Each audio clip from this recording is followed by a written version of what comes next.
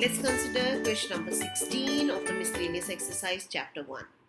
Let A be the set containing 1, 2, 3. Then number of relations containing 1, 2 and the ordered pair 1, 3 which are reflexive and symmetric but not transitive is 1, 2, 3 or 4. How does one start such a question? Start with the thought that the relation that you are looking for must be reflexive, right? So if I have to have a relation reflexive, so let's call it R1, then this R1 relation must have the ordered pairs 1, 1, 2, 2 and 3, 3. In addition to this, you are given that this relation must have 1, 2 and 1, 3.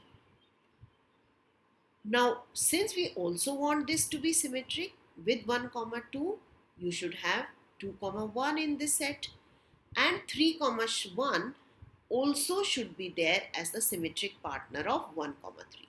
So, if we only consider such elements in this relation, will this relation satisfy the condition of reflexive, symmetric, and the two elements there? But is this relation a transitive relation or not? Consider this before we proceed ahead.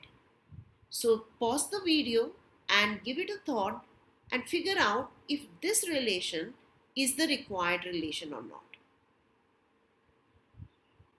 I hope you have given some consideration. What I have here right now is collection containing 7 elements. We know that A cross A has 9 elements. So what are the 2 elements that I have not listed here?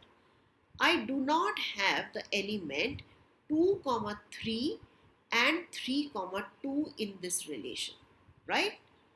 Now take a good look here. I'm looking at a possibility that 2 is related to 1, right? And 1 is related to 3. But 2 is not related to 3.